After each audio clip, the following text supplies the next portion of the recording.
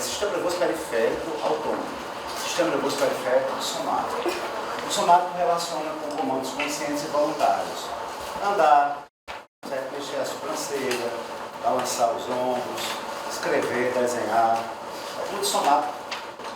Mas bater o coração, dilatar a pupila, funcionamento peristal do intestino. Então, faz parte do sistema nervoso autônomo. Ele relaciona-se com comandos inconscientes e involuntários. Só que o autônomo é subdividido em simpático e parasimpático. O simpático e o parasimpático, eles têm algumas diferenças que é importante você entender. Mas primeiro, vou fazer um desenho aqui para facilitar a nossa vida.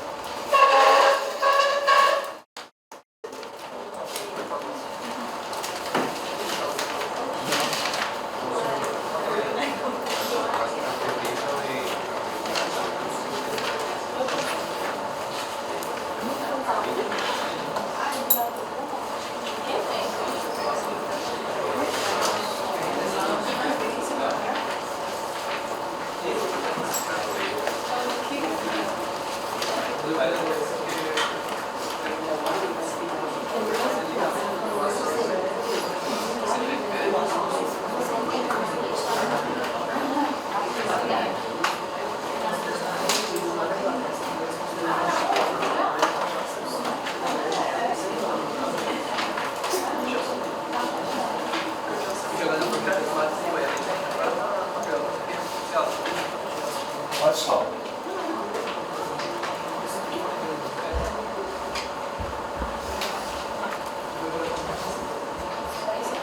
Em relação ao sistema nervoso simpático e parasimpático, eles têm algumas diferenças. Entre essas diferenças, nós temos primeiro a posição de saída dos nervos.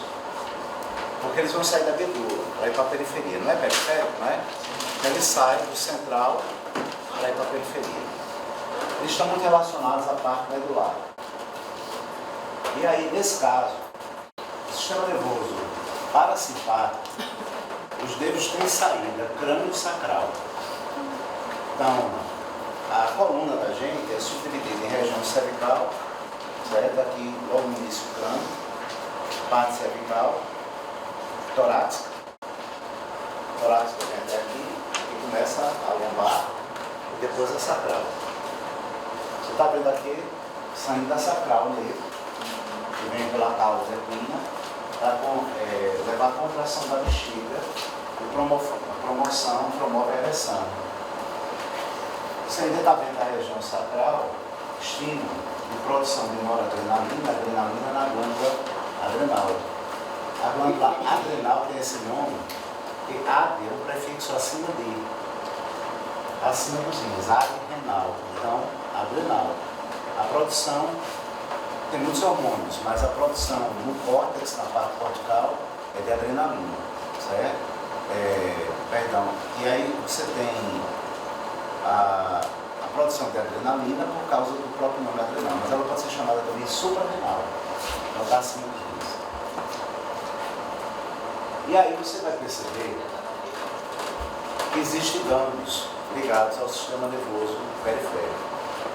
Sempre que eu falei para vocês, gânglio é um conjunto de corpos celulares que está fora do sistema nervoso central. Não está nem na medula, nem no encéfalo, certo? Então, a saída de nervos, vamos colocar assim, em azul, vou colocar saída de nervos no sistema nervoso periférico simpático e vermelho do parasimpático. Os nervos do parasimpático saem daqui, da região crânio-sacral. E os nervos do simpático saem daqui, tórax, lombar.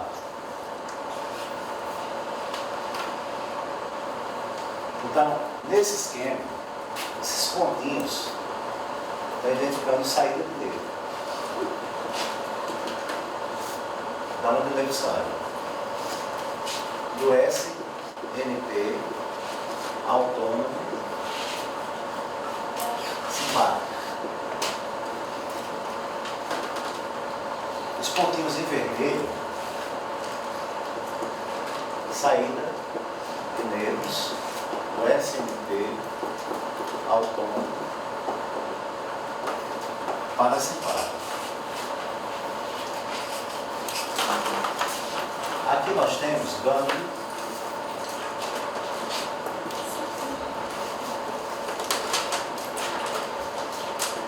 simpáticos. Em vermelho, gânglios parasimpáticos.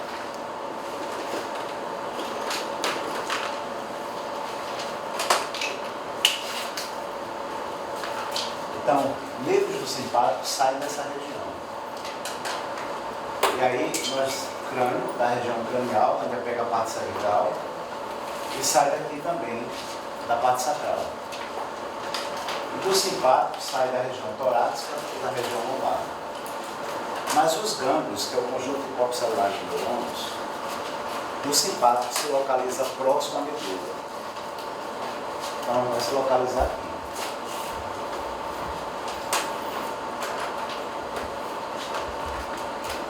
Vamos imaginar um órgão qualquer. Eu vou colocar aquele mais comum, que é mais estudado, que é o coração. Certo?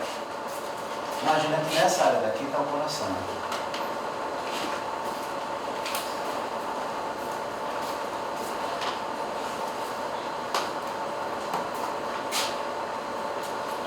Apenas mostrando a localização, sem fazer nenhum desenho. Bem, para poder fazer o coração funcionar, tanto o parasimpático como o simpático estimulam, porque eles vão liberar neurotransmissores que são estimulantes, são excitatórios. Então muita gente erra ao pensar assim, o simpático estimula, que faz bater o coração de pés. E o parasimpático desestimula, está errado. O coração bate devagar no parasimpático, mas é um estímulo a bater devagar. Porque o neurotransmissor é que vai dizer, e são neurotransmissores excitatórios. Então, um excita a taquicardia, o outro excita a bradicardia, batimento mais lento. Durante o sono, quem deve funcionar? Uma excitação para acelerar o coração, para reduzir o batimento.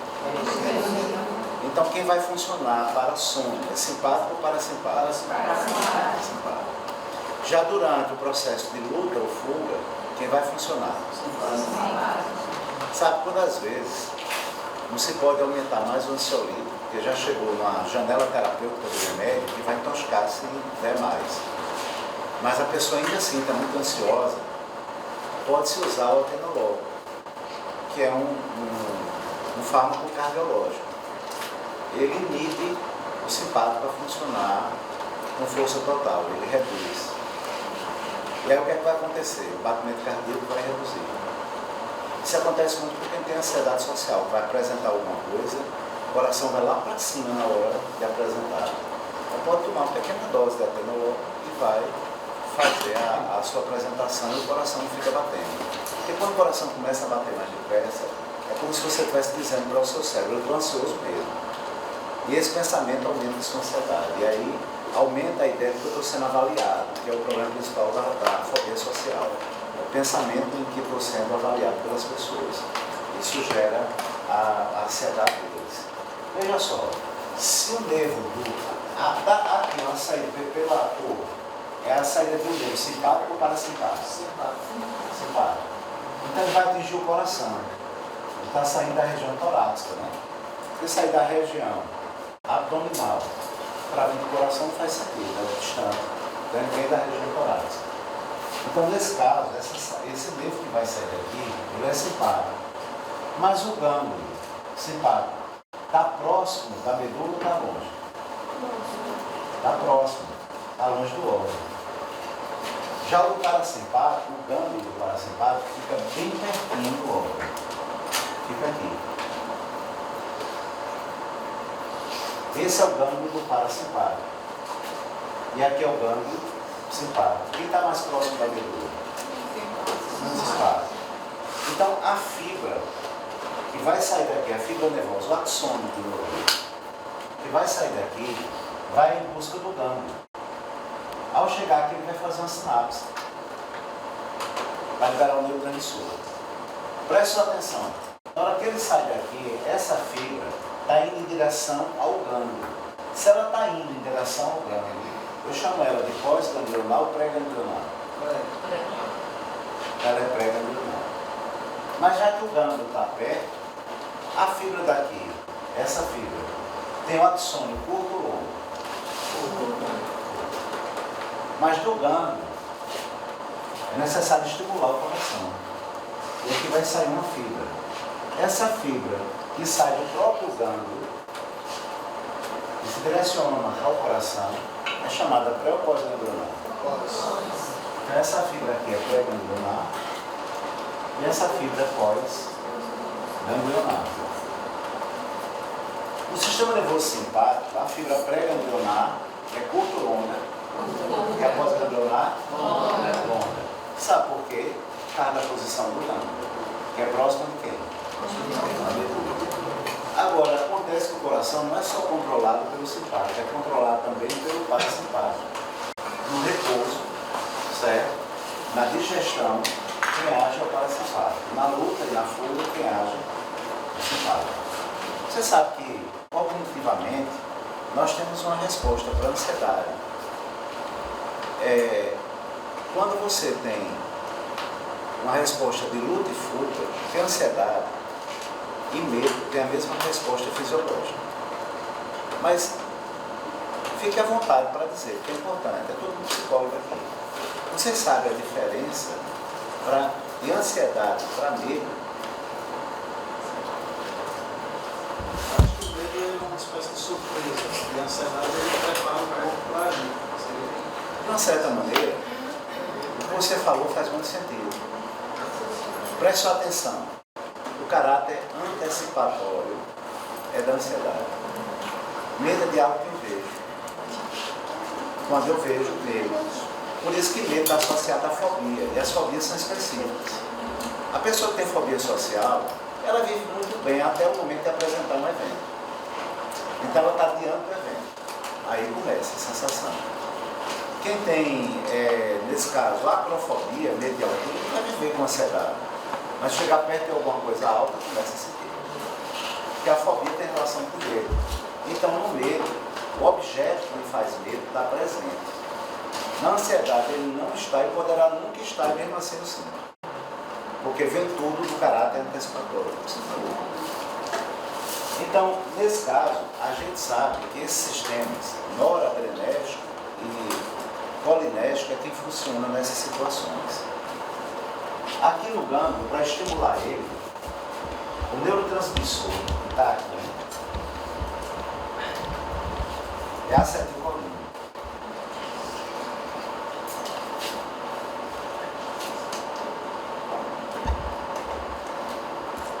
Portanto, essa fibra é chamada colinérgica, a fibra pré-ganglionar. Mas a fibra pós-ganglionar, ela vai liberar noradrenalina, que vai agir direto no órgão, provocando taquicardia. Então, nesse caso, essa fibra, ela libera aqui noradrenalina.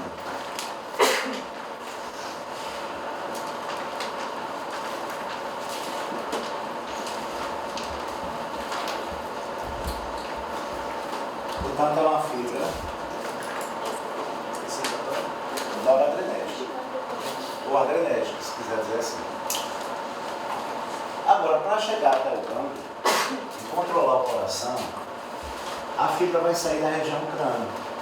Vai sair daqui do saco para chegar no coração, a fibra seria longuíssima e gasta energia para ele. Então, nesse caso, ela vai sair daqui e vem para cá. Como ela está indo em direção ao gânglio, essa fibra é pré-ganglionar ou pós-ganglionar? Pré.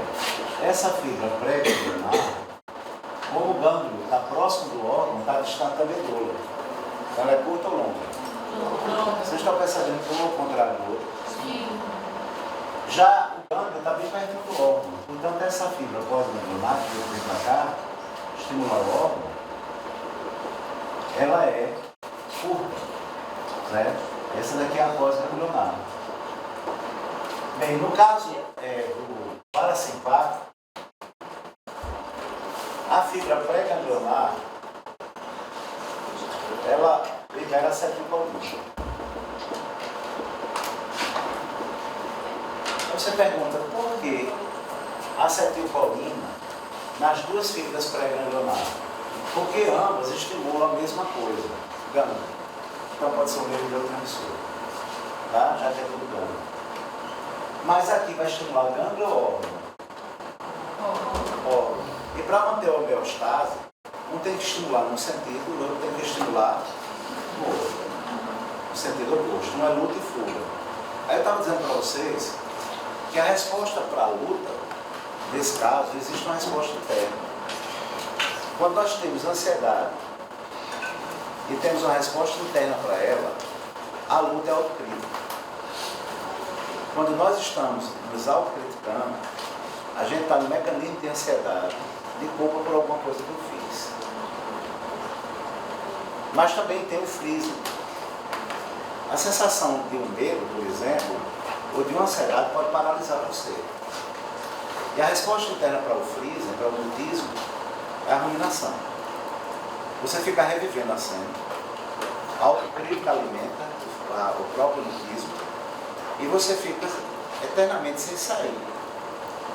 Interessante sobre o mecanismo de defesa que a gente tem, que a gente revive a cena em que você brigou com alguém.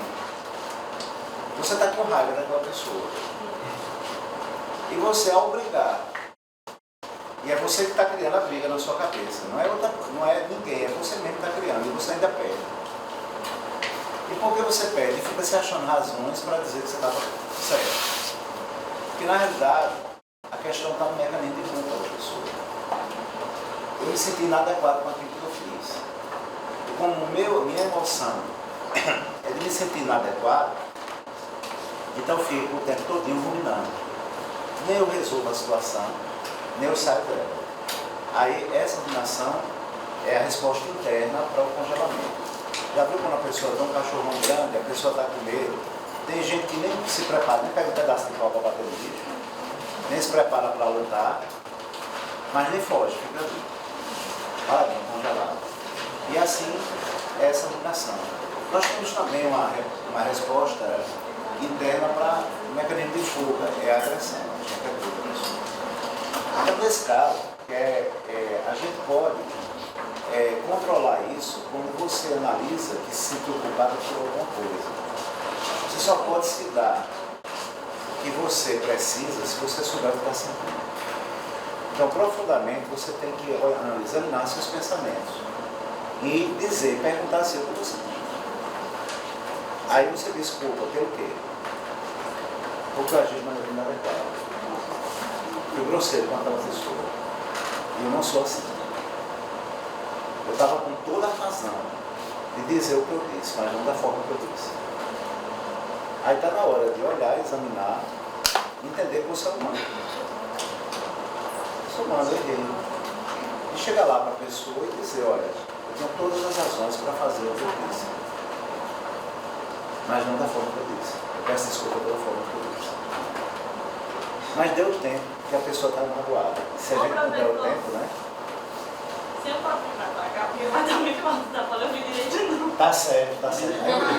Não dá para ouvir, ainda falo baixo. O ar-condicionado estava sem barulho. Aí o senhor vai pra lá e a gente fica o que? Eu vou trazer um revólver, vou bater dentro só um tiro. Vamos pra cá. Mas aqui eu tenho que vir para cá porque eu vou explicar, vou falar mais rápido. Então você está vendo a fibra pré-ganglionar. E a fibra pré-ganglionar aqui vai liberar o quê? Acetilcolina também. Certo? Por quê? Porque é problema. Mas aqui é no órgão, não é? Está escutando? Patrícia? Aqui é no órgão. Então aqui vai ser acetilcolina também. Porque não pode ser noradrenalina, porque senão dá o mesmo efeito da taquicardia. Está claro? Então aqui no órgão, o neurotransmissor, aqui é o quê? noradrenalina. E aqui continua sendo acetilcolina. A acetilcolina aqui, o parasimpático, estimula a bradicardia. Brade, manso, brando, bradicardia. Então, nesse caso, vai fazer o quê? O coração bater mais devagar. Então, isso é para o sono, para o repouso, para a alimentação. Agora, quando nós precisamos de luta e fuga, precisamos que ele bata depressa. Agora, me diga uma coisa, no mecanismo de luta e fuga, você vai precisar analisar rasteiramente o ambiente ou de maneira mais precisa? Para que você visualize melhor o ambiente, a pupila deve contrair ou dilatar? Então, a noradrenalina na pupila vai dilatar ela, que é luta. Mas no sono, a gente vai contrair. Professor, o senhor fala que o simpático ele luta e fuga, né? E o parasimpático é o descanso. E digestão. Mas ali na parte, somente da ejaculação e da ereção, é meio Complicado isso? É porque só precisa agir um. Certo? O parasimpático, ele vai promover a ereção. Certo? Mas não precisa do simpático para o pênis ficar flácido. Basta o estímulo parar. Então, pode existir um simpático. O simpático e o parasimpático, eles trabalham juntos em órgãos distintos. A emoção que você sente é do coração, é do afeto. Certo? Mas quem vai estimular esses órgãos a distender é o simpático. Aqui é a acetilcolina que age. Na contração da bexiga. Se eu contrair a bexiga, certo? Presta atenção. Eu vou urinar, porque o esfíncter está contraído. Se eu afrouxo, vai urinar. Então, na hora que o simpático age, o parasimpático ali na bexiga não pode agir. Então, na bexiga os dois agem. Relaxa a bexiga. Quando ele relaxa a bexiga, a pessoa urina. Que é o esfíncter, não é a bexiga mesmo não. É o esfíncter. A válvula. Aí a urina vai. Por isso que no medo a gente pode urinar. O sertanejo sabe disso, né? Quando o sertanejo está contando uma história, diz assim, o medo foi grande. O medo foi grande. Foi tão grande, se tivesse bosta pronta, eu tinha me cagado. Não é assim que ele fala? Pronto. É porque o senso comum sabe que a gente tem, na hora que tem medo, afrouxa. Mas isso tem a ver com a falta de controle que o simpático tem sobre esses órgãos. Esse relaxamento do simpático não significa que eu estou liberando a adrenalina, tudo tem que ser tenso em mim. Isso depende do órgão que ele está agindo. Certo? Então, como você está vendo nesse desenho, olha o gânglio do simpático. Está onde? Próximo da medula. Essa é a fibra pré. Pré o quê? E aqui, após? Aí, veja só. Um desenho aí ficou claro? A divisão simpática é tóraco, lombar. A parasimpática, a região dele sai. O axônio pré-ganglionar é curto e o pós-ganglionar longo aonde? No simpático. No parasimpático, o axônio pré-ganglionar é longo e o pós-ganglionar é curto. Por quê? Porque o gânglio fica próximo do órgão e longe da medula. O axônio pós-ganglionar é noradrenérgico, libera noradrenalina, e aqui é colinérgico. Certo? Luta e fuga é onde o simpático mais age. Digestão e descanso é onde o parasimpático mais age. Agora, noradrenalina, ele tem receptores específicos. Receptor alfa e beta. Alfa 1 e alfa 2. Esse 1 ou 2 depende da posição que nós temos uma molécula especial associada ao primeiro carbono ou ao segundo carbono. Carbono alfa ou beta. Então, há 3 receptores beta, beta 1, beta 2. Beta 3 é 2 receptores alfa no nosso organismo. Então, preste atenção que aqui é o neurônio pré-ganglionar. Isso aqui em cinza é a área do gânglio, correto? A área que o gânglio está presente, é o próprio gânglio em si. Esse neurônio tem uma fibra pré-ganglionar chegando no gânglio, liberando o quê? ACH. ACH é acetilcolina. Pessoal aí do lado está escutando? Apoio. E aqui está saindo uma fibra após o gânglio. A fibra é pós-ganglionar. E está liberando NE, noradrenalina. NE pode ser noradrenalina, é liberada pela glândula adrenal. E o prefixo epi, em latim, significa acima de. Ela pode ser chamada epinefrina, acima do néfron, do rim. No nefrologista, né? Então, olha, a NE é norepinefrina, a mesma coisa. Está liberando aqui uma célula efetora, um músculo para contrair, tensão, sabe? Nós temos uma região chamada núcleos da base, lá no tronco cefálico. Lá no talo. E os núcleos da base, eles controlam, olha só, os músculos da mandíbula e da cintura escapular. Quando a gente está se preparando para a luta, a gente contrai isso daqui, certo? O tórax incha um pouco, a gente cresce um pouco, a musculatura infla, exatamente por causa da descarga de noradrenalina.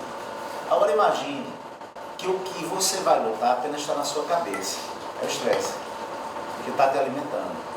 Você vai passar o dia com isso aqui contraído. E a mandíbula de vez em quando travada. Tem vezes que você para, aí faz assim, sente que isso aqui, você está travado, você faz um esforço para poder abrir. Os núcleos da base estão mandando o tempo todinho aferências para poder a gente contrair, eferências, né? Que é efetor. É necessário então um neurotransmissor inibitório. E aí pode tomar alguns medicamentos que têm relação com o GABA, ácido gama-aminobutírico. A pregabalina, por exemplo, é um deles.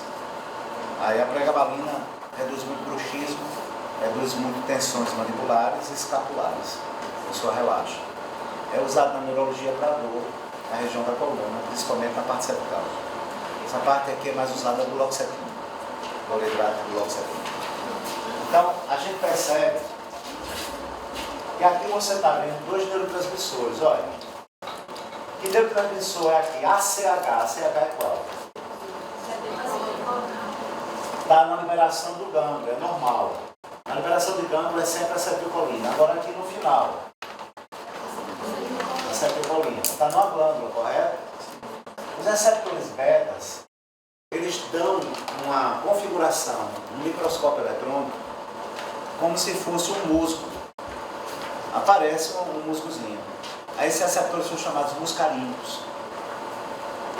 Já esses receptores que recebem alfa, eles são chamados nicotínicos, porque são os mesmos padrões do receptor no cérebro que recebe a nicotina. Os IRS ficam ali também, naquela célula periferal? Os inibidores seletivos de recaptação de serotonina, eles agem na bomba de recaptação. Então, no final do neurônio, nas vias serotoninérgicas do cérebro, mas também agem no intestino e na esfera sexual. Resultado, por quê? Porque lá o intestino tem muita, digamos assim, tem neurônios associados ao intestino e na própria célula intestinal tem receptores de serotonina. E também tem na cauda equina, da parte que cuida da esfera sexual da gente. É por isso que, como efeito colateral, ele vai dar prisão de ventre e vai dar anorgasmia. Isso é a maior parte deles. Esse citalopram é bem forte para a questão intestinal, do estômago.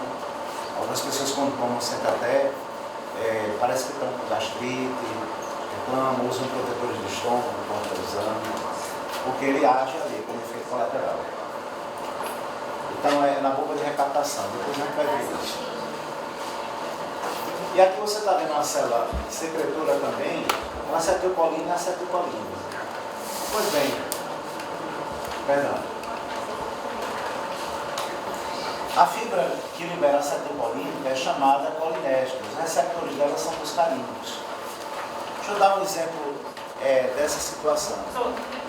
Licença, o descafeinado faz essa mesma reação? Faz uma reação de Descafeinado. Não, eu não preciso também tá falando de negócio de café, sobre a reação que dá o café dá. Eu tenho uma dúvida se descafeinado tem a mesma reação. Você E está falando barriga de de... produtos que têm cafeína. Sim, você tem aquela reação de barriga que normalmente o descafeinado faz. A cafeína ela age na adenosina, outra molécula que tem lá no cérebro, que está ligado aos vasos. Elas são, nesse caso, vasodilatadora. Quando nós estamos com dor de cabeça, não existe receptor de dor no cérebro. Então a dor de cabeça que a gente sente é porque os vasos estão contraídos e a meninge está tocando no encéfalo. E aí a gente sente a dor por causa dos receptores da meninge. Aí quando você toma alguma coisa com cafeína, ele vai até a molécula de adenosina que está nos vasos, força os vasos a dilatarem. Quando os vasos dilatam, afasta a meninge do encéfalo. E aí a dor de cabeça passa. A ideia é essa. E a de barriga? Dilatação. E a de barriga? A dor de barriga em relação a quê? O café, porque tem muita gente tomando café e sente dor de barriga para tomar café. É porque tem adenosina também nos vasos sanguíneos daqui. Aí pode ser que essa pessoa tenha mais moléculas de adenosina nessa região do que outra pessoa. E aí sente esses efeitos de vasodilatação nessa região. E não só. Por isso que, professor, por isso que o pessoal desse da dor de cabeça que não tomou café. Muita gente diz isso. Quando eu tomo café passa, mas é por causa da cafeína. Agora, olha só. A acetilcolina, toda fibra que libera acetilcolina é chamada colinérgica. Os receptores da acetilcolina são os muscarínicos e nicotínicos. Os muscarínicos estão nas células efetoras. E os nicotínicos estão nos neurônios pós-ganglionares simpáticos e parasimpáticos. O sistema nervoso é controlado por áreas encefálicas como o hipotálamo e os núcleos do tronco cefálico. Os núcleos do tronco cefálico são substância negra, libera dopamina. Núcleos da RAF, libera serotonina. E lóbulos celuleiros, que libera noradrenalina. A gente vai estudar isso melhor em formação reticular. Aí agora eu vou falar disso, mas na próxima semana, quando a gente estiver juntos, e na próxima, daqui a 15 dias. Aí a gente vai ver a formação reticular e trabalhar esses 3 núcleos, tá certo? Mas aqui, só para você ter noção, isso é hipotálamo, e é hipófise. Aí está vendo a parte da frente da hipófise, a hipófise. A parte de trás é chamada de hipófise. E aqui tem controle da ingestão, tem equilíbrio hídrico, controle da bexiga binário. Aqui na ponte tem o CP, o centro pneumotáxico, que eu falei, que mede a concentração de CO2 na ponte, depois manda para o bulbo. E no bulbo tem o CR, o centro respiratório.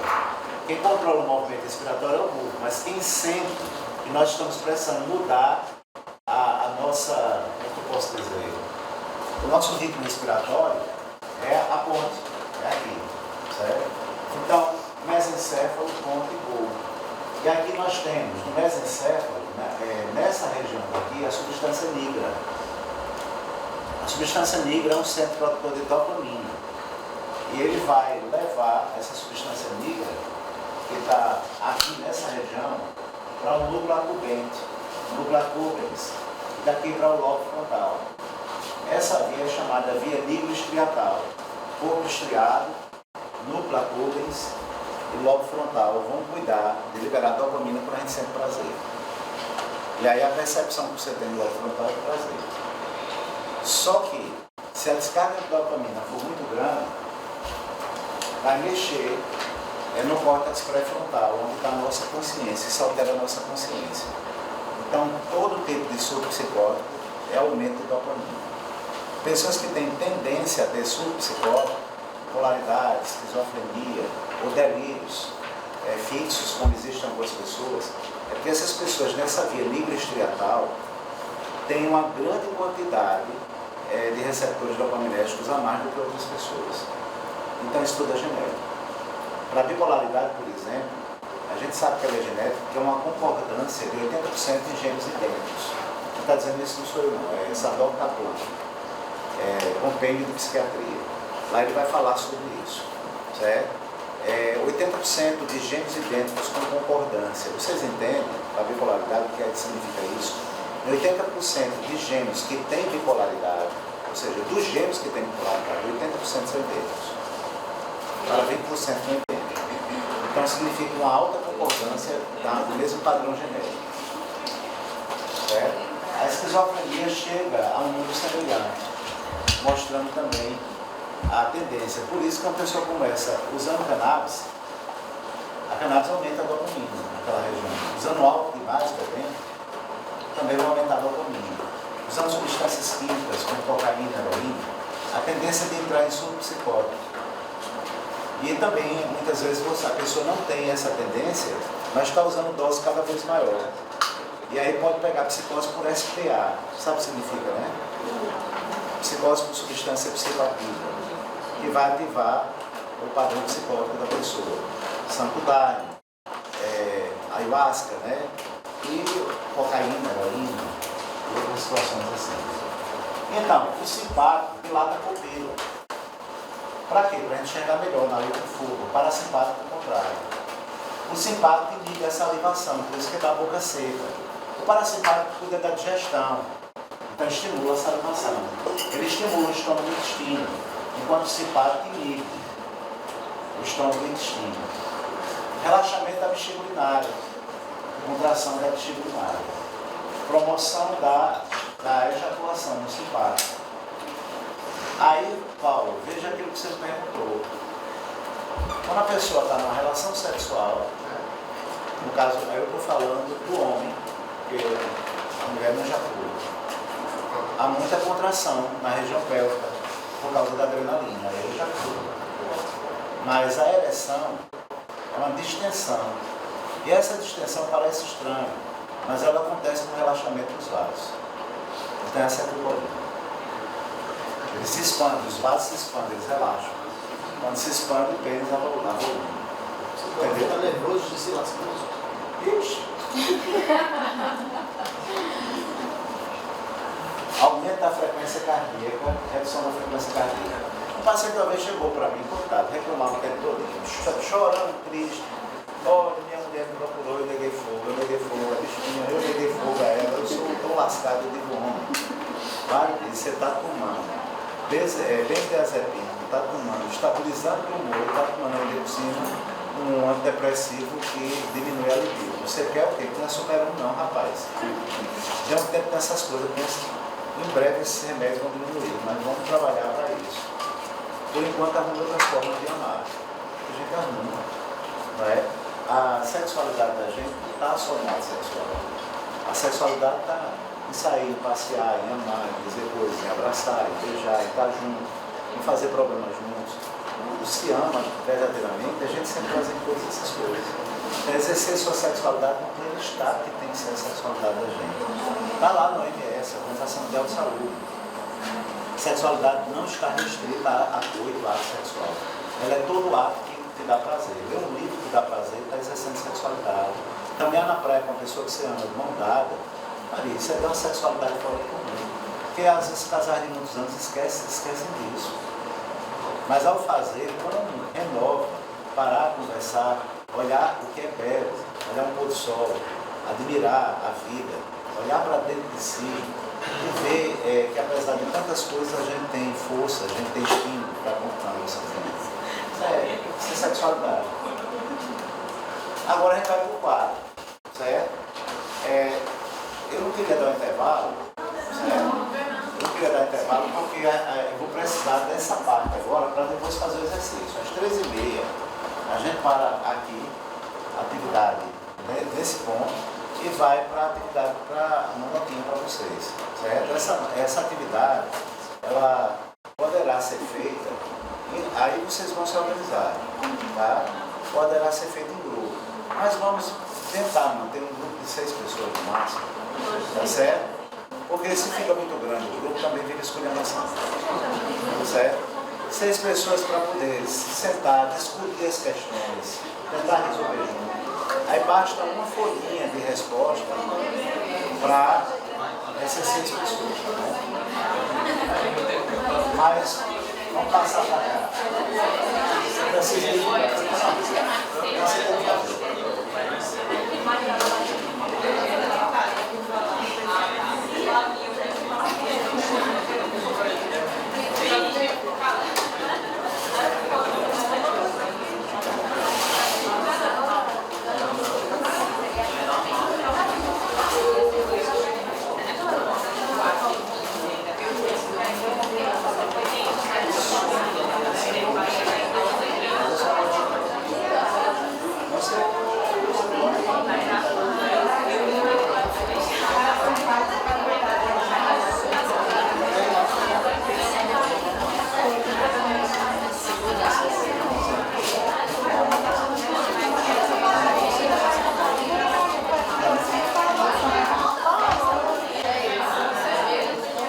Para o nordestino que nega café, coitado. Melhor mudar de estado, de região.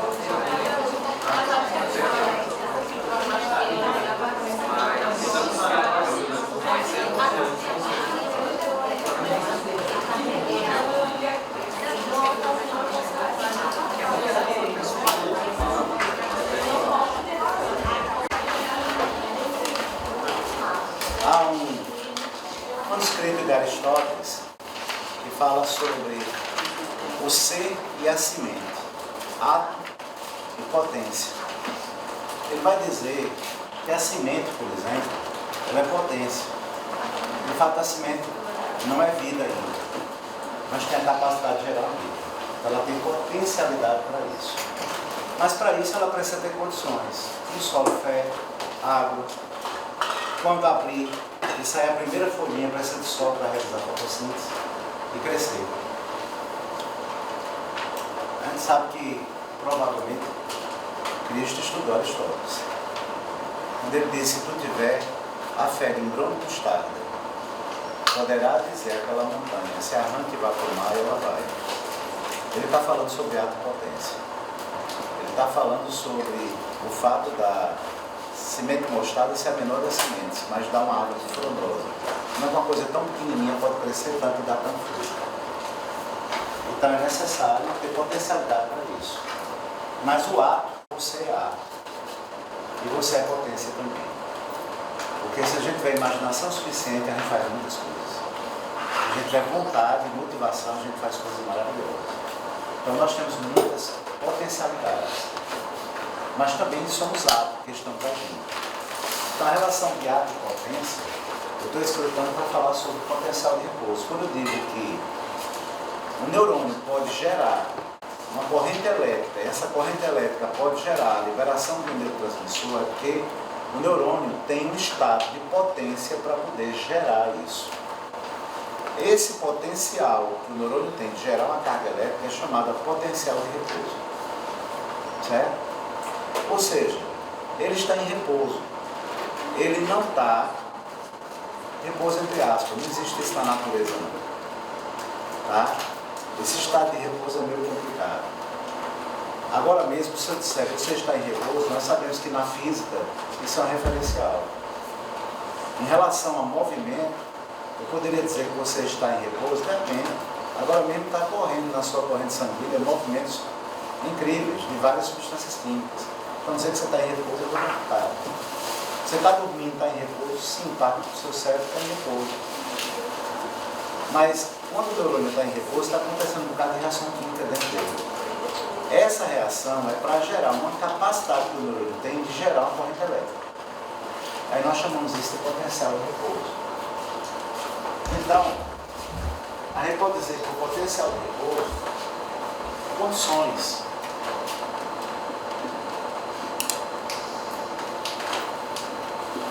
Da membrana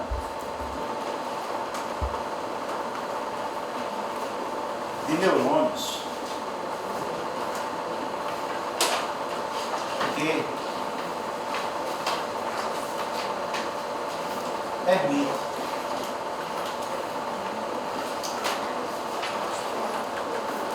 ao receber um estímulo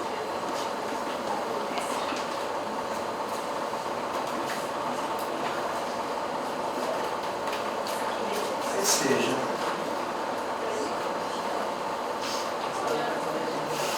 gerada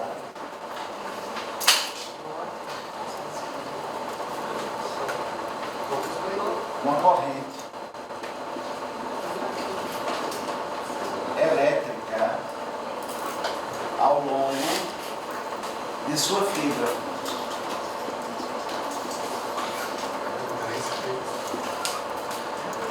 Falando no sentido filosófico, os filósofos diziam que tudo na natureza era feito por quatro elementos. Quais eram? Água, ar, terra e fogo. Mas com o passar do tempo, você sabe que filosofia não é ciência, é uma forma de pensar. Quando começa a pesquisa e estudar, vira ciência. Então a ciência percebeu que a natureza é formada por muitos e muitos e muitos mais elementos. Tantos que foram colocados numa tabelazinha chamada tabela periódica. Os elementos que a gente precisa entender para falar sobre o potencial é o hidrogênio, potencial de repouso, o hidrogênio, o sódio, o potássio, o cloro,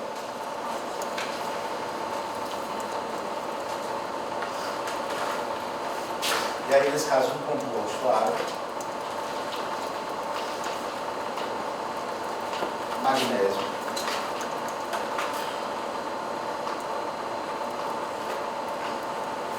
esses são os principais elementos que a gente precisa entender um pouquinho para captar o que é o potencial de repouso.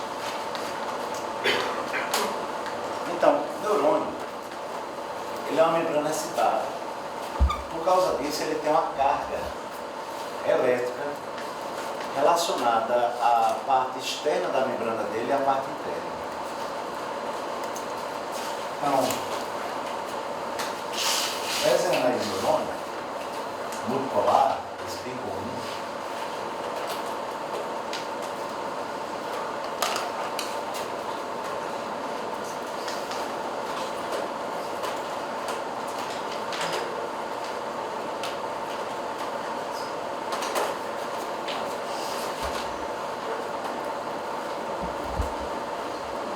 nós já vimos hoje de manhã, essas aplicações são chamadas como?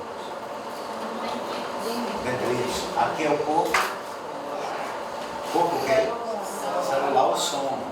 Essa outra projeção, danou-se. Essa outra projeção.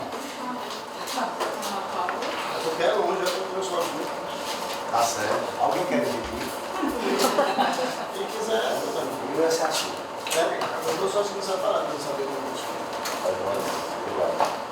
Olha aí, ó. Se botar mais açúcar para dentro.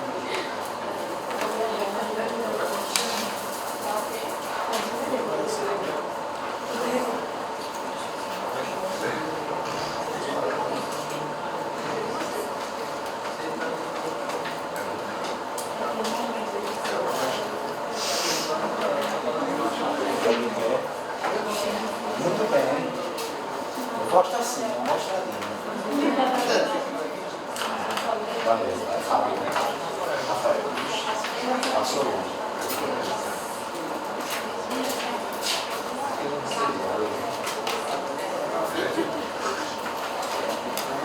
Professor, sobrou um café. Oi? Sobrou um café. Sobrou aqui, ó. Agora, vem aqui. Vem aqui com açúcar. Tem açúcar. Mas ri, ri no pé.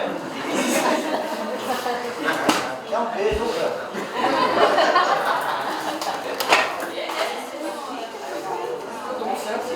Ah, então é só não mexer.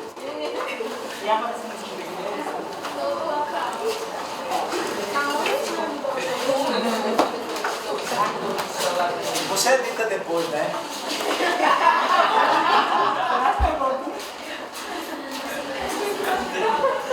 Apareceu essas besteiras todinho que eu falo. Olha, se deixar a besteira, vem mais, viu? Mas vamos voltar para cá.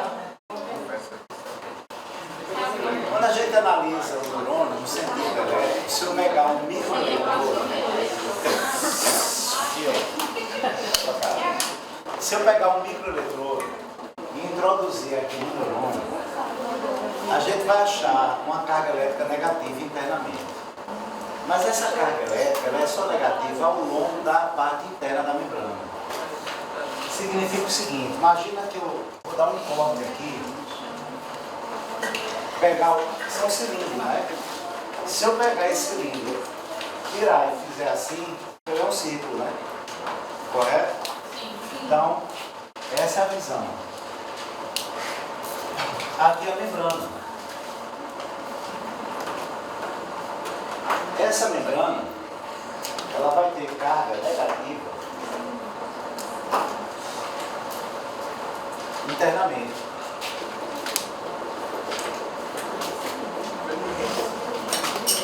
Mas na face externa, ela vai estar positiva.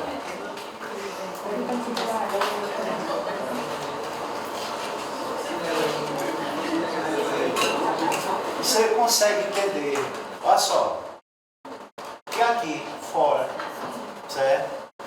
Não é próximo da membrana. Próximo da membrana é que ela tem carga positiva.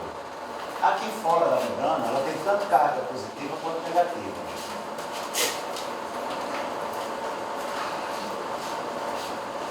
Lembrando que o senhor diz o quê? A membrana plasmática, a membrana que está ao redor. Externamente, o meu aqui é neutro. Internamente, o meu aqui é neutro. Mas na face interna da membrana, não é negativa. A primeira coisa que eu quero que vocês entendam é porque esses elementos, eles têm carga. Está percebendo? Potássio tem carga o quê? Sódio. Cloreto. Preste só atenção. O sódio.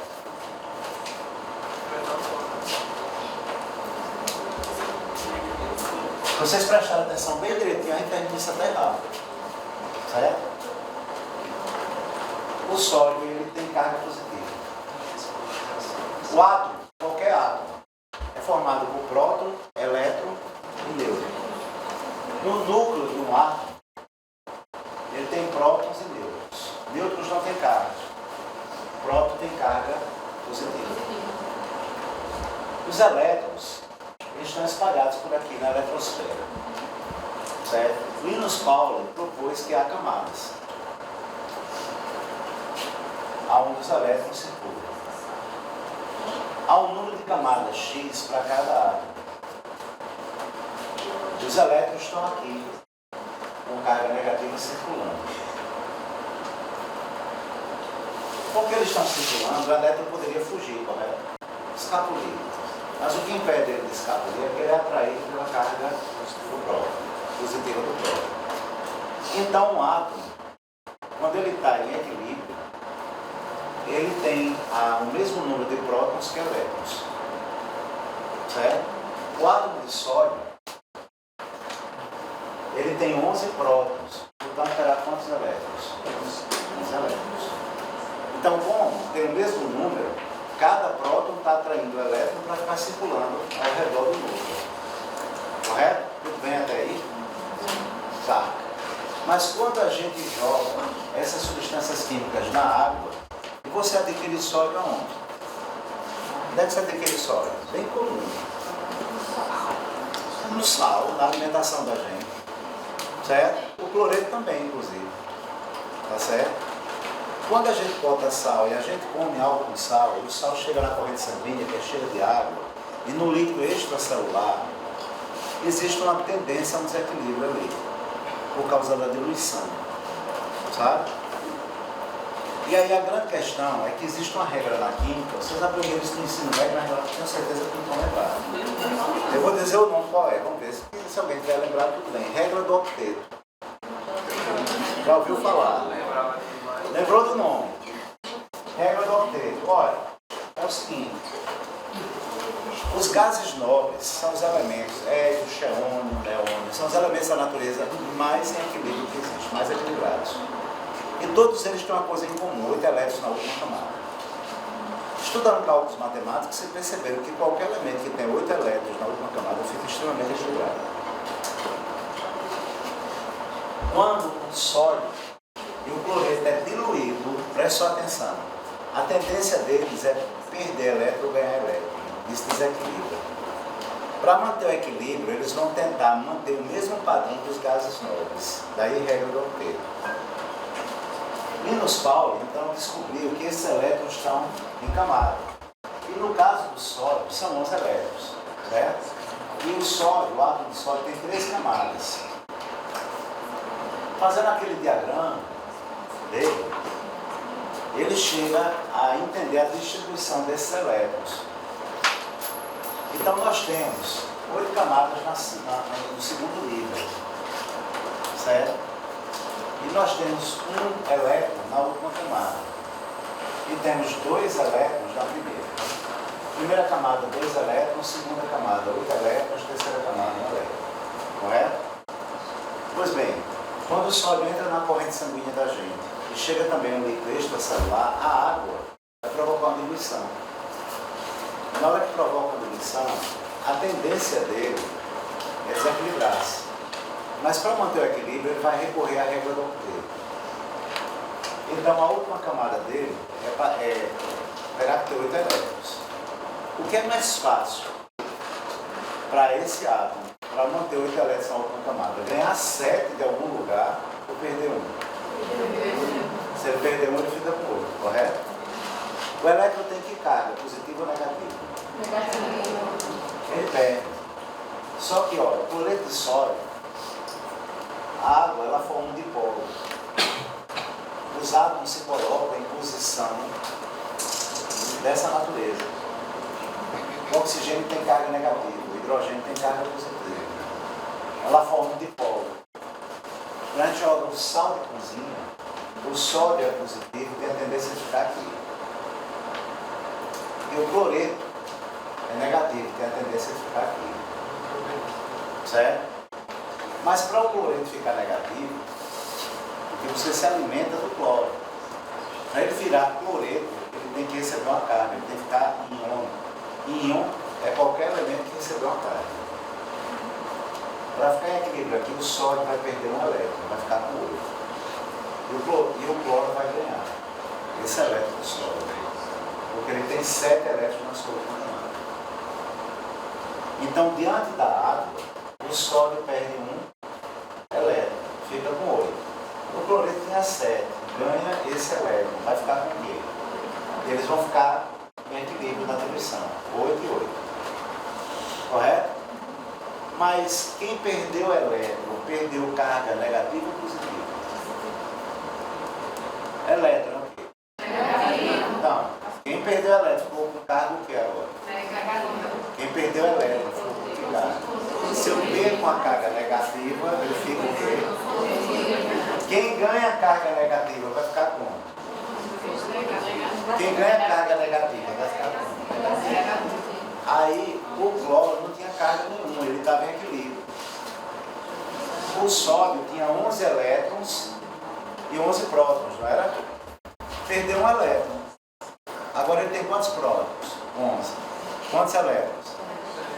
Então ele tem mais carga positiva que negativa, ele vai ficar como? Está claro? Sim. Alguém está com alguma dificuldade? Eu. Quer que eu repita? Sim. Sim, claro. Preste só atenção. Quando as substâncias químicas são colocadas na água, elas vão se diluir. E podem perder o equilíbrio de prótons e elétrons. Vão perder o próton e o elétron. A água é um transmissor. O que é que vai acontecer com o sódio? Ele tem 11 prótons e 11 elétrons. Quase que não tem equilíbrio. Mas na água, na diluição, ele vai tentar ficar em equilíbrio, porque ele vai perder alguma coisa. Se ele tem 11 prótons e 11 elétrons, eu pergunto a você, o próton é positivo ou negativo? Próton. E o elétron? Certo. E aí, nesse caso, ele vai perder um elétron. Se ele perde um elétron, ele vai ficar com 11 elétrons? Vai ficar com quantos? 10. E vai ficar com quantos prótons? Ele vai ter mais carga negativa ou mais carga positiva? Então ele vai ficar com carga positiva. Entendeu agora? Agora, ele perde elétron e quem ganha esse elétron? O cloreto. Porque a tendência na diluição é que ambos fiquem com 8 elétrons para se manter em equilíbrio. E quando isso acontece, certo? O cloro vai ficar com 8 elétrons na última camada, o sódio também. Mas o sódio perde 1 e o cloro ganha, vai ficar com 8. O cloro na sua última camada tem 7 elétrons, ganhando 8. Aqui nesse caso, ele tem 1 elétron na última camada, mas tem 8 na segunda. Perdendo esse elétron, ele fica com 8 também. Esse elétron perdido vem para cá. Como o elétron tem carga negativa, o cloro fica com mais elétrons que cloros. Vai ficar com negativo ou positivo? E o sódio que perdeu elétron? Isso tudo para explicar que as substâncias, quando são diluídas no nosso corpo, os elementos da tabela periódica, eles viram íons. Íons são elementos com carga elétrica. E a gente está explicando por que é que eles têm carga elétrica. Agora você começa a entender porque a membrana do neurônio pode ser positiva fora ou negativa dele. Porque o neurônio está no meio químico onde tem muitos elementos com carga elétrica. Esses elementos são chamados ânions, os de carga negativa, e cátions, os de carga positiva. São íons. Certo? Tudo bem? O cloro puro tem o mesmo número de prótons e elétrons, mas quando ele recebe uma carga negativa, ele vira um ânion. Agora ele não é chamado cloro, ele é chamado cloreto. O sódio é chamado íon sódio. Não tem só dedo, não. Íon sódio, tá certo? Então, preste atenção a um detalhe. Esses elementos se concentram de maneira diferente na membrana neuronal.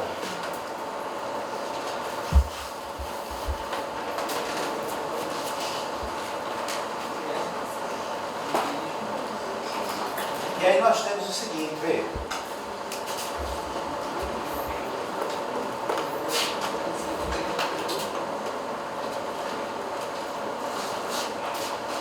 Vou pegar essa membrana e lembrar vocês que essas membranas aqui, elas são formadas por uma bicamada lipídica, de lipídios. Não é baía de mielina, só que aí não é mielina não, são os lipídios. Então nós temos 2 camadas de lipídios, uma camada e outra camada formando essa membrana.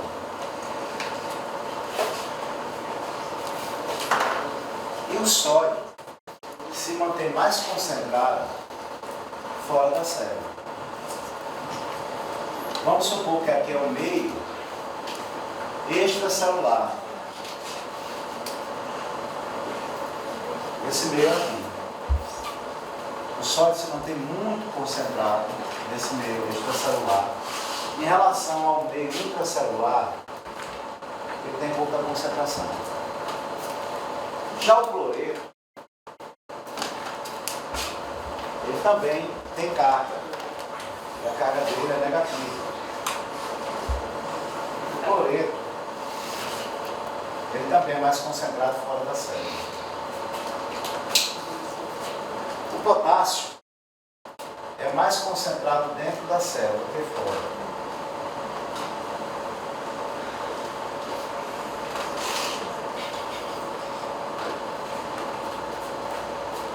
Fora ele é pouco concentrado.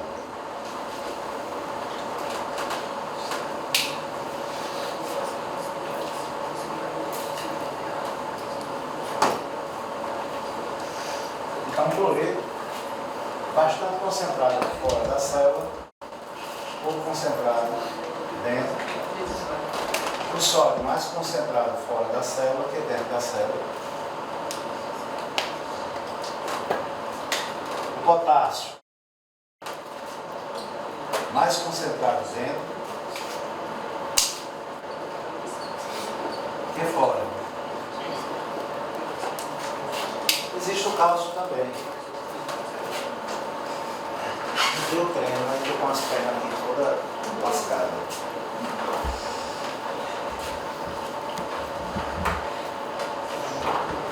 E nós temos também o cálcio. O cálcio também é mais concentrado fora da célula que dentro. Eu queria que vocês olhassem para o cálcio e dissessem quantos sinais positivos eu coloquei no cálcio. Então, na realidade, ele perde 2 elétrons, entendeu? Para poder ter mais. O cálcio pode ser escrito Ca++ ou Ca2+, certo?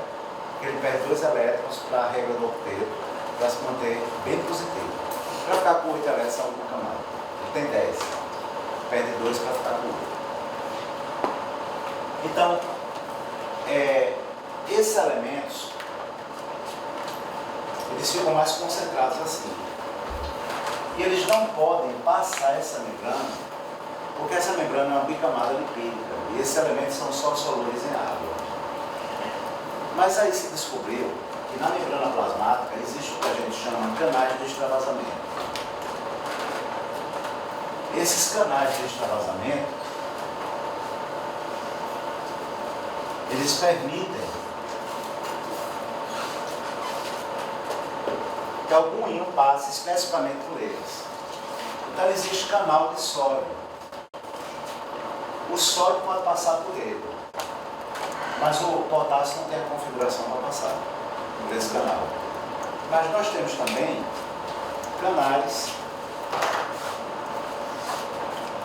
de extravasamento do potássio. O potássio pode passar porque tem a configuração adequada, mas o sódio não pode passar por esse canal. Existem canais de extravasamento do cloreto.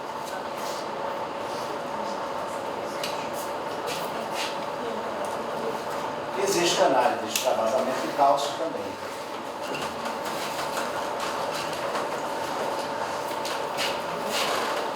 Eu não desenhei, mas tem canais de extravasamento de cálcio. Cálcio é mais concentrado fora da célula. Entendeu? Há uma lei chamada lei da difusão. Uma lei física. Essa lei diz que as substâncias têm a tendência de sair do local de maior concentração para o local de menor. Vou dar um exemplo. Se eu abrir um vidro de desinfetante aqui, passando um tempinho, a aula continuando, alguém lá atrás já vai começar a sentir o cheiro do desinfetante? Obrigado. Ajudou a aula. Olha só. O que é que vai acontecer? A substância, o desinfetante, está mais concentrado no vidro. E a temperatura ele é volátil. A temperatura externa tem uma certa força em relação a isso, agita as moléculas. E as moléculas começam a sair da região de maior concentração para a região menor. Qual é a temperatura média do corpo humano? 36,5, né? Tá? 36. Então, você acha que as moléculas do nosso corpo estão paradas ou estão agitadas? Agitadas. Só vai estar parada a 0 grau Kelvin. Menos 273 graus Celsius. Aí, o estado da matéria é o zero absoluto, ela está parada. Mas em outro estado de temperatura menor, ela está em movimento. O nosso corpo, então, está bastante em movimento. Qual é a tendência do sódio, então? Ele está mais concentrado aonde? Fora ou dentro? Fora. A tendência dele é entrar na célula ou sair da célula? Entrar. Se fosse só a membrana pura, ele não poderia entrar. Mas existe um canal de sódio. Se esse canal estiver aberto, o sódio entra. Certo? O que pode abrir esse canal? Um estímulo, um neurotransmissor, certo? Um estímulo físico-químico. Um beliscão, certo? Uma dor. Poderia abrir esse canal. Ou então um ligante.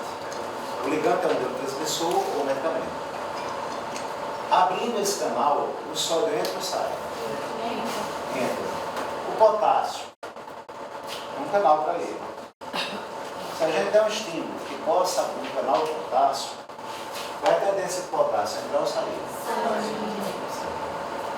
Dentro da célula neural, tem vários aminoácidos. Eu queria que a gente analisasse a situação só do potássio agora. Vou apagar essa parte aqui e quero que vocês analisem a situação unicamente do potássio.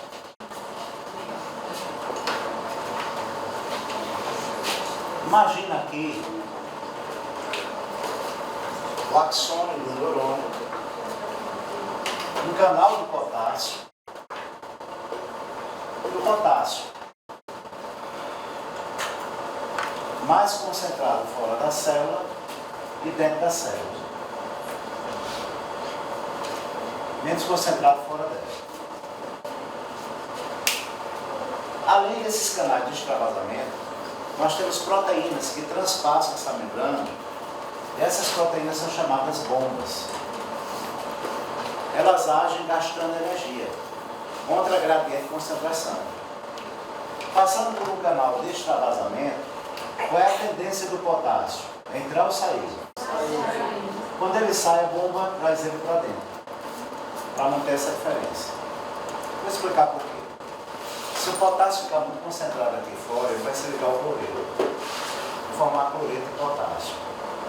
Isso paralisa completamente a célula neural e o coração. Injeção letal é cloreto e potássio. Então, o nosso corpo tenta manter o potássio onde? Dentro, para isso ele gasta energia. Porque o potássio está mais concentrado onde? A tendência dele entrar ou sair? Vai sair por um canal desse, mas a bomba vai colocar ele para onde? Para dentro, para manter essa concentração. É por isso que a gente gasta energia para manter o potássio mais concentrado. Você pergunta, mas por que o potássio mantém concentrado o tempo todo? Tem que haver uma força mantendo ele mais concentrado aqui. É um gasto de energia, a bomba de sódio e potássio. Tudo bem até aí? Olha, está prestando atenção. Não, eu estou tentando. Não é o senhor, não, é? Não, é o celular chamando atenção. Não, é que eu não consigo, mas eu nunca consegui entender isso direito. Agora está assim, então, tá, a hora é agora.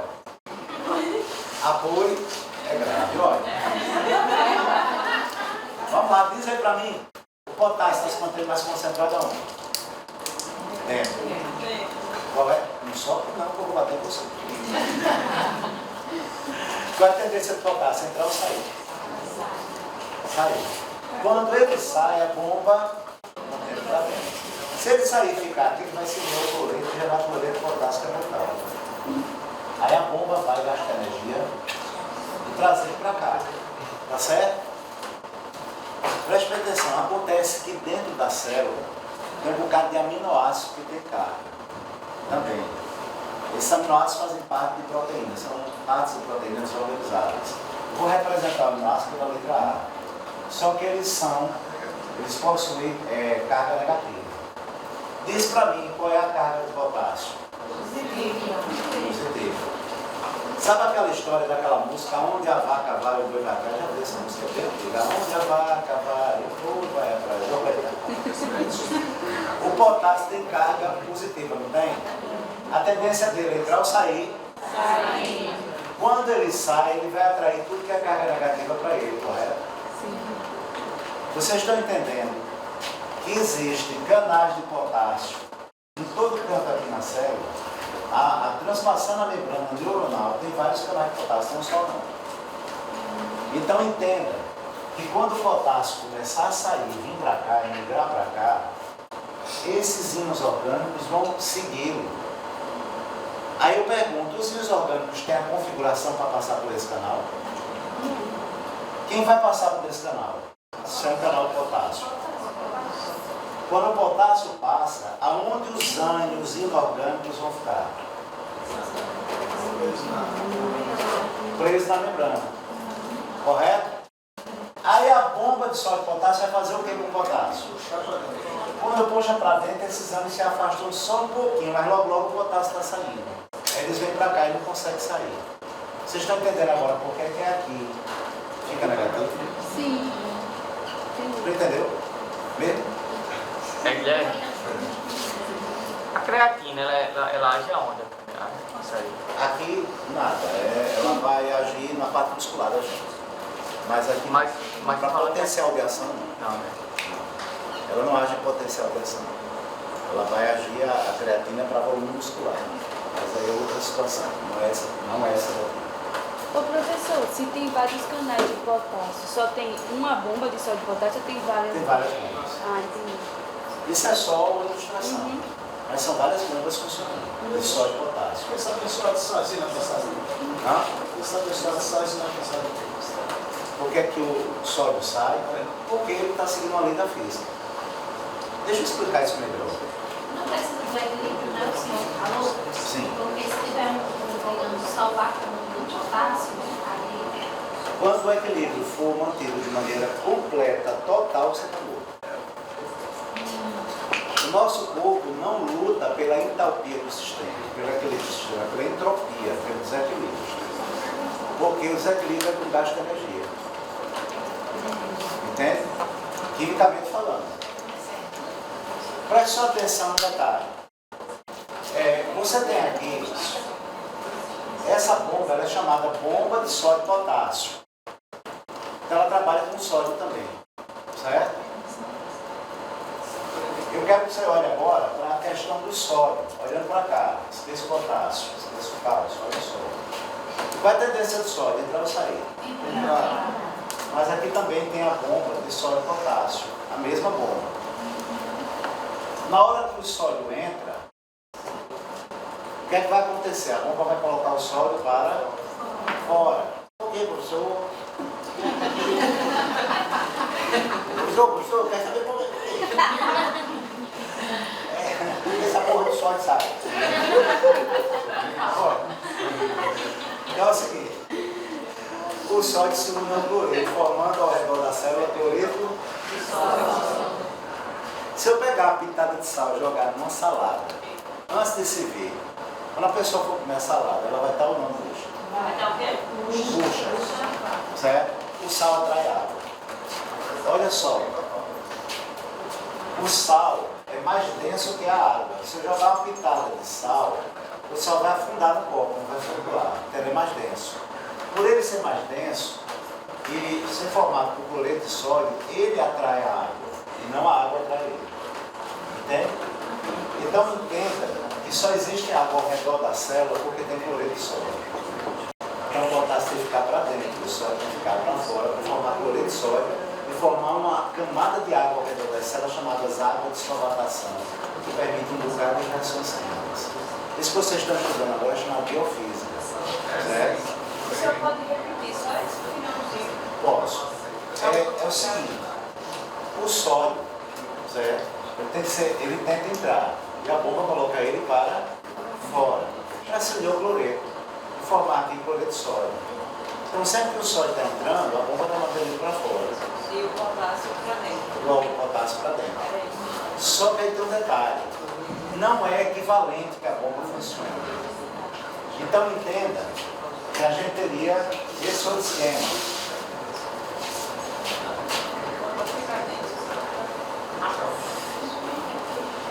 Ai, tá cansando.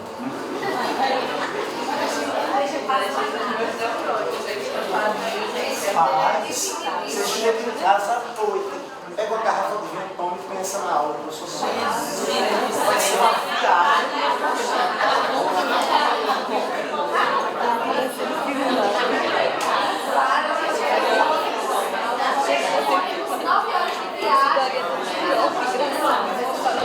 Pois é. Aí mistura com 50 ml de vinho, só se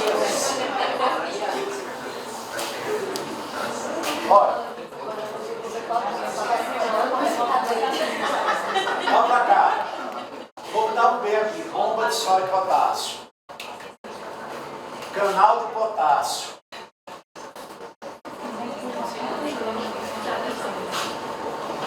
Canal de sódio.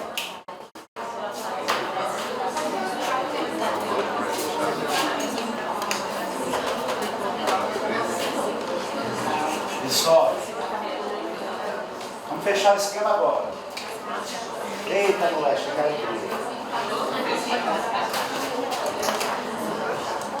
Vai fechar agora esse esquema. Vamos lá. Professor, no final, tudo isso é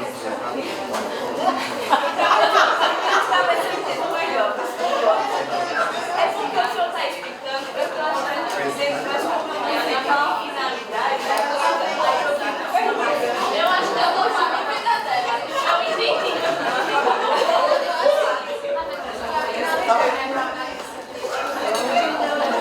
Você estava explicando. Você chamava Akira, que era japonês mesmo, e o outro era Aquiles. Ele estava meia hora assim, a primeira aula que eu dava, esses dois prestavam atenção. De repente chegou assim, numa altura, um olhou para o outro e fez Aquiles. Eu feliz da vida, estou prestando atenção, gente. Os piores alunos que eu tenho, estou prestando atenção. Aí ele fez Aquiles, ele disse, que é Aquiles? O que é dessas fuleiragens aí? ser uma viagem do caralho. Mas pô, acabou com você. Eu disse, mas rapaz, vocês me enganaram, pensando que vocês estavam todos aqui aprendendo. Finalmente uma aula que vocês olharam. Essa gente se esforçou, professor. Gostei da peça. É importante. Aí, preste sua atenção. Eu estou tentando explicar por que é positivo aqui fora e negativo aqui dentro. Como é que acontece esse cenário? Eu expliquei primeiro como é que acontece o negativo. Dentro da célula, há aminoácidos com carga negativa, correto? Há várias bombas de sódio e potássio em várias áreas. Canais de potássio e canais de sódio. Certo? Acontece que o potássio é mais concentrado aonde? Dentro do que fora. Olha para cá. Ó. A maiorzinha aqui dentro. Qual é a tendência do potássio? Mas quando ele sai, a bomba coloca ele para dentro, correto? Mas quando ele sai, ele não atrai as cargas negativas? Porque ele não é positivo, os opostos não se atraem. Mas esses aminoácidos conseguem passar por esse canal? Então eles ficam aqui. Como eles ficam aqui, quando o potássio entra, eles tentam ir atrás do potássio. Mas o potássio sai imediatamente, eles ficam aqui. Isso gera o quê? Gera uma carga negativa aqui na face interna da membrana. Que gera o quê? Por enquanto, só uma carga negativa atrás da membrana. Tá. Na parte interna. Por enquanto é o que gera. Isso não significa nada. Até agora, mas está chegando.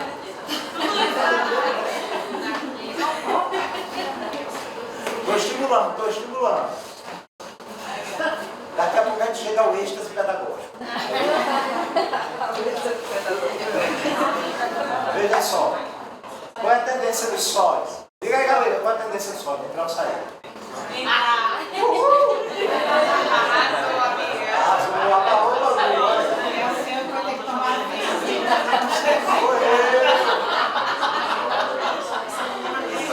Olha só. O sódio entra, mas a bomba coloca ele para... Certo. Olha o que acontece. Olha o que acontece. A bomba não trabalha na mesma proporção entre sódio e potássio. Essa é novidade que eu estou dizendo agora. Para cada 3 sódios eliminados, você percebe que o sódio entra. O que é que a bomba faz com o sódio? E pela lei da difusão, o sódio volta a entrar. E a bomba, o potássio, pela lei da difusão, sai. E a bomba absorve. Então a bomba absorve o potássio, mas elimina sódio. Para cada...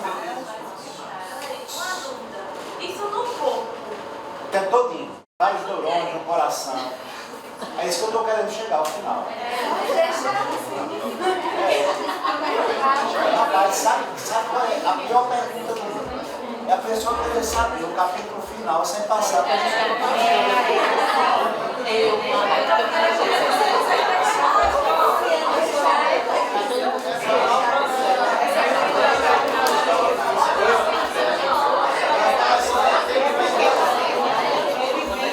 Assim faz que eu estava falando. Agora, a pior pergunta de todas, graças a Deus, eu não saí. Vai cair na prova.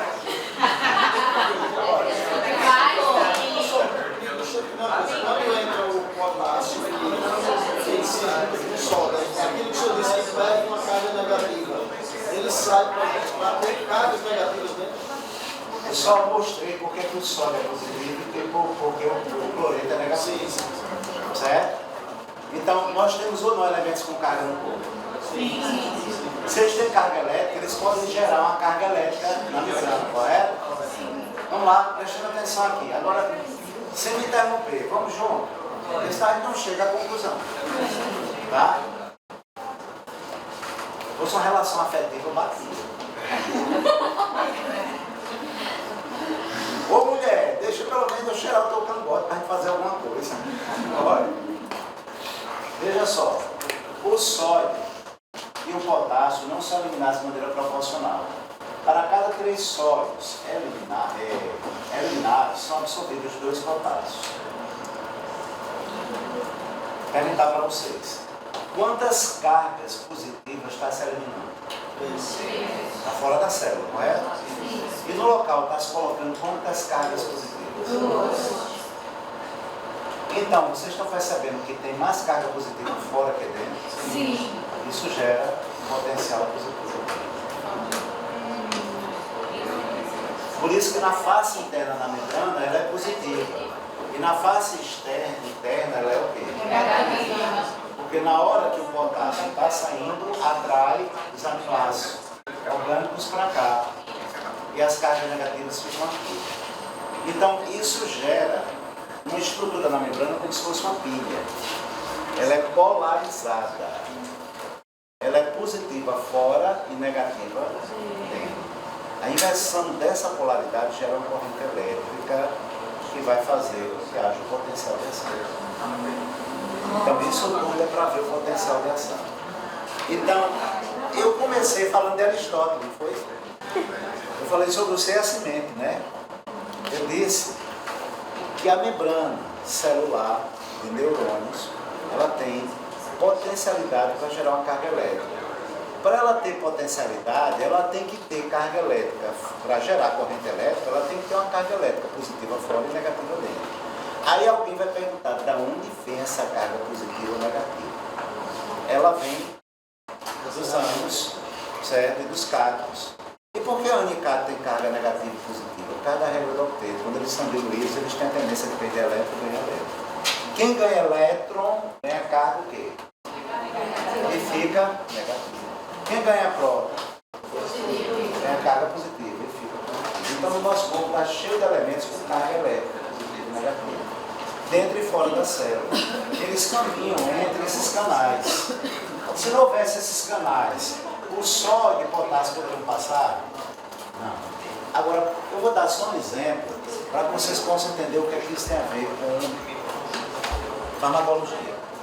Tá certo? Vocês sabem o que são os BZDs. Benzodiazepinas. Prazolam, ribotril, clonazepam, né, que é o bisotril, lorazepam, assim vai. Esses benzodiazepinas, eles são usados para ansiedade, não é? Sim. Tá. Preste só atenção. Imagina que isso aqui é o corpo celular do neurônio. E aqui tem um outro neurônio. Só que esse neurônio, ele está liberando aqui um neurotransmissor GABA, ácido gama-aminobutírico, tá? Preste atenção. GABA abre canal de cloro. Então, na hora que esse neurotransmissor tocar aqui e bater num canal de potássio ou de sódio, vai ter nenhuma reação. Mas na hora que tocar no canal de cloro, vai abrir. O cloro é mais concentrado aonde? Fora. Vocês perceberam que é só o potássio não que é concentrado dentro. Mais concentrado dentro. Então, se o cloro é mais concentrado aqui fora que aqui dentro, e essa célula está em repouso, se ela está em repouso, vocês já sabem agora, ela está em repouso, ela está ou não polarizada? Tá, porque a bomba de sódio e potássio está cuidando disso. Então, se ela está polarizada, preste atenção, ela está negativa aqui dentro. E fora, ela está como? Positiva. Certo? Ela está todinha negativa aqui dentro. Mas aí foi liberado o GABA, neurotransmissor. O GABA abriu o canal de cloro. O cloro é mais concentrado aonde? Quando abre o canal de cloro, ele vai sair da célula ou vai entrar? Se ele entra aqui, o meio perdeu carga positiva ou negativa? Essa célula estava em repouso. No repouso, a face externa é o quê? Positiva. Na hora que o ambiente com carga positiva perde carga negativa, inverte a polaridade e fica mais positiva ainda. Aqui é positivo. Está perdendo carga o quê? Ela fica mais positiva. Fica mais positivo. E o meio interno ganhou o cloro. Ganhou carga o quê? E já era negativo. Ficou mais negativo ainda. Ativou mais ainda em cima. Isso, inverteu a polaridade ou hiperpolarizou? Se hiperpolariza vai ter potencial de ação? Vai aumentar. Não vai. Para poder ter potencial de ação é necessário inverter a polaridade. Se hiperpolariza, vai ter potencial de ação? O neurônio vai ficar agitado ou vai ficar quietinho? Todo benzodiazepínico libera GABA. Quando o benzodiazepínico libera GABA, o que é que vai acontecer? Abrir canal de cloro. O cloro vai o quê? Na hora que o cloro entrar, certo? Vai despolarizar ou hiperpolarizar? O neurônio vai gerar potencial de ação? Então aquela via GABAérgica todinha vai acalmar o cérebro. Então quer dizer, professor, que ele está não hiperpolarizado, mantém ele em ação. Se ele está hiperpolarizado, ele relaxa. quando ele está em repouso, não está agindo. Quando ele recebe um estímulo, se abrir canal de sódio, despolariza. Se abrir canal de cloreto, hiperpolariza. Se abrir canal de potássio, hiperpolariza também. Mas aí a gente vai entender que os fármacos vão agir nesses canais. Tá claro? E quando agir nesses canais, dependendo do canal que abrir, vai entrar um elemento com carga. E esse elemento com carga vai ou provocar uma despolarização ou hiperpolarização. E aí? Entenderam qual é a intenção farmacológica? Vocês compreenderem potenciais. Esse potencial que nós falamos hoje é chamado potencial de repouso. Certo? Nós faremos uma tarefa aqui não sobre isso agora, sobre outras coisas, sobre a parte do cérebro mesmo. Contudo, para casa, eu vou mandar um vídeo. Veja só que tarefa, para 15 dias, uma tarefa pífia. Você vai assistir um vídeo de 20 minutos. Esse vídeo de 20 minutos vai explicar para vocês tudo que eu falei na aula. Só que com recurso de computador. Você vai ver as moléculas entrando, saindo, isso que é o que eu dei esse tempo. Esse vídeo é sobre potencial de repouso, de maneira geral. Não, é um vídeo de um canal do YouTube chamado um canal de medicina. Nesse canal de medicina, um camarada chamado Augusto Baladão, um estudante de medicina que ganhou. Ele abriu esse canal para ensinar essas coisas. Mas é muito bom, bem explicado, tem que dar. Ele só fala rápido demais. Fala e dá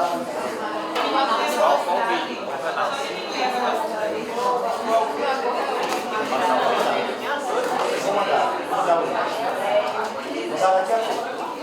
Agora.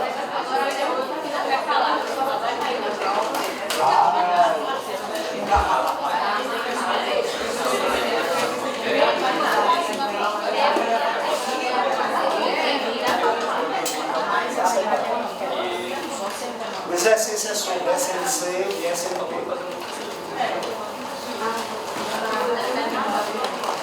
Agora eu vou pedir a vocês que pode se organizar em grupo de 6 pessoas. Só precisa. Quando eu virar a